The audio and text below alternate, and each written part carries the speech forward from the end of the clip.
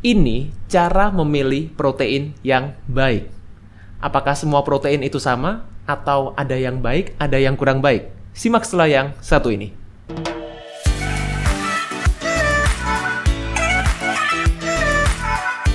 Oke, jadi sebelum masuk ke materinya, saya akan intro dulu, saya perkenalkan dulu yang ada di meja ini. Healthy Cook. Jadi Healthy Cook ini adalah provider makanan sehat yang berdomisili di Surabaya. Jadi ada cateringnya, juga ada cemilan-cemilan sehatnya juga. Spesialisasinya Healthy Cook ini adalah personalized healthy catering. Maksudnya gimana? Bukan healthy catering yang biasa, tapi juga bisa menyesuaikan dengan kebutuhan tiap orang perorangan. Sesuai goalnya, sesuai kondisi kesehatannya, yang disesuaikan dengan kebutuhan masing-masing individu. Oke, sekarang kita akan masuk ke materinya. Halo Sobat Sehat, jumpa lagi bersama dengan saya Dr. Hans di channel SB30 Health episode Panas, Panduan Nutrisi Tanpa Sensor. Dan kali ini saya akan bahas gimana sih cara memilih protein yang baik, baik itu untuk diet ataupun untuk kesehatan. Oke, jadi kita akan mulai dari mengenai apa sih sebetulnya protein itu yang sudah saya bahas di video sebelumnya. Bisa Anda tonton buat Anda yang belum nonton. Nah, jadi kali ini adalah video lanjutan dari video yang sebelumnya. Jadi gimana cara memilih protein yang baik? Seperti yang sudah saya bahas sebelumnya, bahwa protein itu di dalam tubuh kita akan dipecah menjadi yang namanya asam amino. Nah, asam amino ini akan diserap oleh membran intestinal kita di usus halus kita untuk diserap, ya, kemudian digunakan asam aminonya, gitu. Nah, tapi tujuan konsumsi protein sendiri itu apa sih? Kenapa Sobat Sehat selama ini cari mungkin protein yang dianggap sehat, yang dianggap punya banyak manfaat? Tujuannya itu apa dulu? Itu yang kita perlu tahu dulu, karena kalau kita tidak tahu tujuannya, ini yang kita akan mungkin konsumsi protein asal, yang penting protein, yang penting semuanya protein, jumlahnya banyak. Itu yang selama ini banyak orang pahami. Oke, jadi kita perlu tahu dulu tujuan konsumsi protein. Yang pertama adalah untuk membentuk jaringan tubuh. Jaringan apa, Dok? Otot, tulang, kulit, rambut, kuku, jaringan ikat, dan banyak sekali jaringan-jaringan dalam tubuh kita yang sebetulnya terbentuk dari protein. Oke, mungkin sudah tahu kan? Yang kedua adalah untuk membentuk biologis protein. Apa itu? Seperti enzim, hormon, neurotransmitter. Ya, di mana hormon dan neurotransmitter ini berbeda. Ada beberapa hormon memang yang dibentuk oleh kolesterol, ada juga yang dibentuk oleh protein. Begitu juga dengan neurotransmitter, ya, seperti serotonin, dopamin, adrenalin, dan lain-lain. Itu semuanya juga dibentuk oleh protein. Kemudian apa lagi? Untuk regenerasi jaringan, terutama jaringan-jaringan yang perlu diperbaiki, ya, untuk memperbaiki otot. Kebanyakan orang taunya seperti itu. Jadi bukan cuma otot sebetulnya, ya, semua jaringan kita diregenerasi memerlukan protein. Jadi itu sebetulnya adalah tujuan kita untuk konsumsi protein. Bukankah begitu? Ya. Nah, tapi apakah semua protein sama? Karena selama ini mungkin kita sering mendengar, ya udah yang penting konsumsi tinggi protein lah, makan tinggi protein, itu yang sehat. Katanya seperti itu. Masalahnya tidak semua protein itu sama. Selama ini mungkin kita tahu beberapa jenis protein. Yang pertama adalah protein hewani. Kemudian yang kedua adalah protein nabati. Kemudian juga sekarang banyak juga yang mengatakan, oh, konsumsi suplemen protein, di mana suplemen protein ini juga bermacam-macam jenisnya. Saya tidak menyebutkan salah satu, secara umum suplemen protein seperti itu. Nah, sekarang kita perlu tahu dulu, yang menentukan kualitas protein ini apa sih? Kalau kita berbicara mengenai memilih protein yang baik, berarti yang kita bicarakan sekarang adalah kualitasnya, ya, bukan kuantitasnya. Kuantitasnya next. Kualitasnya pertama adalah dari profil asam amino. Seperti yang sudah saya bahas di video sebelumnya, asam amino itu ada 3 macam. Ada yang esensial, ada yang non-esensial, ada yang kondisional. Semakin lengkap profil asam aminonya, kita akan mendapatkan kualitas yang lebih baik. Karena tubuh kita bisa membaca asam amino ini lebih lengkap. Yang kedua adalah tingkat penyerapannya. yaitu biasanya yang dinilai dengan PDCAAS, ya, Protein Digestibility Corrected Amino Acid Score, atau juga diperbarui namanya jadi DIAAS, ya, nggak perlu dihafalkan, ya, jadi supaya nggak terlalu bingung. Tapi ini adalah untuk tingkat absorpsinya, tingkat penyerapannya. Nah, biasanya orang pahamnya hanya sampai di sini. Jadi kalau dianggap tingkat penyerapannya ini baik, oh berarti ini adalah protein yang the best, itu. Nah, saya ingin bawa sobat sehat ke tepi yang lebih dalam, ya, ke lapisan yang lebih dalam. Jadi bukan cuma di tingkat penyerapannya, tapi ada satu lagi, apa? Yaitu tingkat penggunaannya, atau yang biasanya saya sebut dengan protein utilization. Maksudnya apa dok, protein utilization? Oke, jadi buat sobat sehat yang mungkin baru mendengar kata-kata ini, mungkin terdengarnya seperti, kok berat banget protein utilization. No. It's just like, here's the thing, like if you can absorb it well, ya, kalau kita bisa menyerap itu dengan baik, tapi nggak bisa digunakan, terus buat apa? Ya, kan tujuan kita tadi untuk apa? Tujuan kita adalah untuk menggunakan protein ini untuk membentuk jaringan-jaringan tubuh, seperti otot, kulit, tulang, rambut, kuku. Ya, jadi yang diserap ini perlu digunakan. Kalau kita cuma bisa menyerap, terus tubuh kita nggak bisa menggunakan, tidak bisa mengkonvert jadi jaringan, lalu akan jadi apa? Yang pertama, akan jadi bahan bakar, karena protein juga bisa berperan sebagai bahan bakar. Yang kedua, akan jadi waste product. Nah, biasanya waste product ini atau produk zat sisa ini, biasanya kalau kita cek lab, salah satu yang diukur adalah BUN. Itu untuk melihat fungsi ginjal. BUN itu adalah blood urea nitrogen. Jadi kan karena protein ini punya struktur yang unik, kandungannya adalah ada nitrogennya, berbeda dengan karbohidrat dan lemak, seperti yang saya bahas di video-video sebelumnya. Nah, jadi diukur, kalau BUN tinggi, berarti zat sisanya yang kita buang itu banyak. Nah, itu adalah efek dari konsumsi protein juga. Nah, jadi tujuan kita untuk mendapatkan protein, untuk konsumsi protein itu untuk mendapatkan jaringan tubuhnya, bukan untuk mendapatkan zat sisa yang dikeluarin banyak, seperti itu. Ya, jadi protein utilization itu sangat penting untuk diperhatikan. Nah, di sini saya berikan tabel, ya, yang bisa sobat sehat lihat, ya, tabelnya di sini. Jadi di sini tabelnya bisa menunjukkan jumlah protein, ya, dari beberapa sumber protein yang mungkin banyak sobat sehat sudah tahu. Kemudian protein utilization-nya dan berapa yang dijadikan bahan bakar sisanya, ya, yang jadi bahan bakar atau terbuang, itu aja. Ya, kita mulai dari kacang-kacangan dulu. Nuts yang pertama, jumlah proteinnya ini secara persentase, ya, per 100 gram adalah 15% jumlah proteinnya.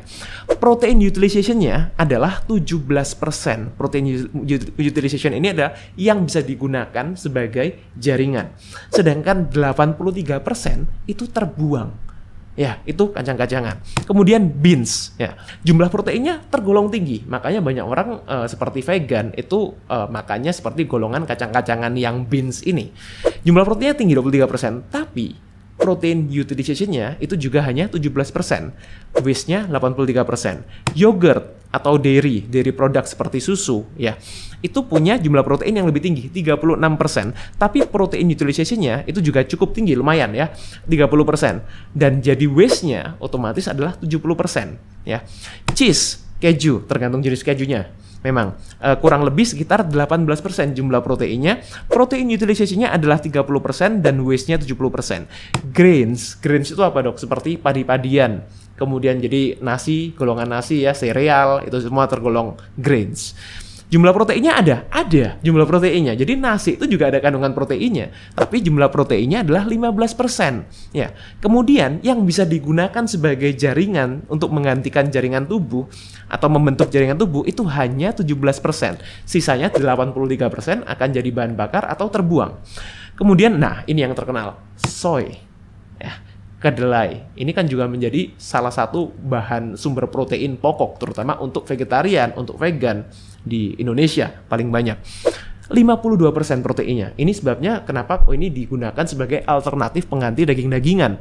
Bukankah begitu? Ya, kita cek sekarang protein utilization-nya berapa. Jadi yang bisa digunakan sebagai jaringan tubuh berapa? 17%. Sama dengan padi-padian, meskipun jumlah proteinnya tinggi, tapi protein utilization-nya tidak tinggi, hanya 17%. Sisanya jadi apa? Jadi waste atau jadi bahan bakar. Ikan, ya ini ikan secara umum ya, karena ini yang saya bahas tidak bahas satu persatu, kalau videonya panjang sekali. Ya, fish atau ikan, itu jumlah proteinnya sangat tinggi, kita tahu 93%. Yang bisa digunakan sebagai jaringan tubuh itu cukup tinggi juga, 32%. Hampir 2 kalinya dari soy atau kedelai. Yang dibuang waste-nya 68%. Meat, daging-dagingan atau ayam atau unggas ya. Itu jumlah proteinnya bervariasi antara 59% sampai 93%. Protein utilization-nya sama dengan ikan 32% dan waste-nya 68%. Telur. Nah, di sini coba disimak ya, karena di sini adalah yang membuat kita tahu apa perbedaan antara konsumsi telur dan putih telur. Oke, coba diperhatikan, disimak. Di sini karena ini penting. Telur itu punya jumlah protein 29%. Ya, tidak terlalu tinggi, tidak terlalu rendah. Ya, lumayan lah jumlah telur, jumlah protein dalam telur. Protein utilization-nya adalah 48%. 48%, bahkan lebih tinggi dari ayam dan ikan atau daging. Ya. Jadi yang terbuang sekitar 52%. Ini pun masih ada yang terbuang. Ya, sedangkan kita bandingkan dengan putih telur yang kita anggap selama ini lebih baik untuk sumber protein, memang jumlah proteinnya tinggi putih telur itu. Tapi kalau per 100 gram, sebetulnya dia juga tidak terlalu tinggi, 11%. Ya, yang pertama, karena apa? Karena kebanyakan isinya, komposisinya adalah air. Ya. Tapi di sini yang lebih penting adalah protein utilization-nya. Dibandingkan dengan telur utuh yang 48%, putih telur ini hanya 17%. Bahkan lebih rendah ya dari ikan atau daging, dan setara dengan seperti tadi, setara dengan kedelai, setara dengan grains atau padi-padian. Jadi sisanya itu terbuang sebagai waste atau dipakai sebagai bahan bakar. Gitu. Jadi ini sebabnya saya selalu menyarankan orang untuk konsumsi telur utuh, bukan putih telur, sekalipun Anda tujuannya untuk mendapatkan sumber proteinnya. Karena apa? Karena it's not the matter how much you eat, but how much you can use it. Ya, itu yang penting. Breast milk. Nah, ini yang sebetulnya paling tinggi. Ya, breast milk apa? ASI. Ya, ASI itu paling tinggi, 49% protein utilization-nya. Tapi masalahnya tidak bisa diakses semua orang, kecuali Anda masih bayi, tapi tidak bisa mendengarkan video ini. Ya, nah jadi mungkin orang akan bertanya seperti ini. Terus kalau memang kita utilization-nya tidak terlalu tinggi, bisa dong dok, kita konsumsinya lebih banyak, banyakin aja jumlah proteinnya. Oke, well, mungkin kalian bisa berpikir seperti itu, tapi efek konsumsi protein yang berlebihan itu juga ada. Yang pertama apa? Lebih banyak waste-nya. Ya, semakin banyak kita konsumsi protein, ingat tadi, sebaik apapun protein, itu ada waste-nya. Jadi kalau kita konsumsi lebih banyak waste-nya. Terus kenapa dok kalau lebih banyak waste-nya? Kalau lebih banyak waste-nya, itu akan membebani liver kita. Yang pertama. Yang kedua, kalau liver kita sudah rusak, akan membebani ginjal kita. Nah, untuk orang-orang yang sudah punya masalah liver, apa ginjal, atau apalagi seperti ini, itu akan jauh lebih membebani. Yang kedua apa? Disimpan sebagai lemak. Karena tadi protein itu juga bisa berperan sebagai bahan bakar. Nah, bahan bakar kalau sudah tidak dibutuhkan akan disimpan tubuh kita sebagai lemak. Depositnya sebagai lemak. Dan yang ketiga adalah tidak ramah di rekening atau di saldo Anda. Itu yang pasti. Ya. Nah, jadi protein secara alami itu tidak berdiri sendirian. Kebanyakan protein itu berdiri dengan lemak atau karbohidrat. Seperti yang kita lihat dari sumber-sumber yang alami. Kecuali sudah diproses demikian rupa, diambil proteinnya saja. Contohnya adalah suplemen protein. Nah, terus apakah suplemen protein ini baik, dok? Tergantung. Tergantung dari apa? Pertama, tergantung dari sumbernya. Tadi ingat ya, ada sumbernya, ada dari hewani, ada dari nabati. Nabati pun dari macam-macam. Ada yang dari fish, ada yang dari soy, macam-macam. Ada yang dari grains. Kemudian juga sumber yang dari telur, misalnya dari egg white protein. Ya, itu juga bisa jadi salah satu sumber suplemen. Jadi tergantung dari sumbernya. Yang kedua tergantung dari prosesnya. Prosesnya secara umum ada isolate, ada concentrate, ada hydrolyze. Yang paling baik yang mana? Yang paling baik adalah yang hydrolyze. Kemudian isolate, kemudian concentrate. Itu urutannya. Kemudian juga komposisi nutrisinya. Jadi kandungan proteinnya sendiri, kandungan gula di dalamnya, kemudian kandungan lemak, dan kandungan mikronutrisi, vitamin dan mineralnya. Nah, jadi gimana cara memilih protein yang baik? Ya, yang berkualitas. Yang pertama, sumber yang alami atau natural. Karena apa? Ini berkaitan dengan protein utilization-nya tadi, seperti yang saya bahas di tabel yang tadi. Ya, jadi kita usahakan sebisa mungkin dapatkan dari sumber yang natural, karena semakin natural ini profil asam aminonya lebih lengkap. Tubuh kita bisa membacanya dengan lebih baik, apalagi kita memilih jenis-jenis protein yang berkualitas, yang protein utilization-nya cukup tinggi ya. Yang kedua adalah proses pengolahan yang baik ya. Sebaik apapun sumbernya, kalau kalian mengolahnya itu digoreng misalnya, itu yang paling tidak baik, paling tidak saya sarankan, ya tentunya jadinya juga kurang baik diserapnya dalam tubuh kita. Dan yang terakhir adalah jumlahnya yang sesuai kebutuhan. Nah, berapa dok jumlahnya sesuai kebutuhan? Tidak akan saya bahas sekarang, saya akan bahas di next video mengenai berapa jumlah yang kita butuhkan untuk masing-masing orang, karena again kebutuhan tiap orang tidak sama. Tapi yang ingin saya jelaskan di sini adalah bagaimana cara memilih kualitas protein yang baik. Ya, semoga di sini bisa dipahami, bisa bermanfaat videonya. Buat sobat sehat yang ingin bertanya bisa tanya di kolom komen atau mungkin boleh sharing juga. Dan yang ingin mendengarkan obrolan versi podcast bisa cek di channel saya dan Dr. Sung di 3H, Hidup Happy Healthy. Stay fit and stay healthy.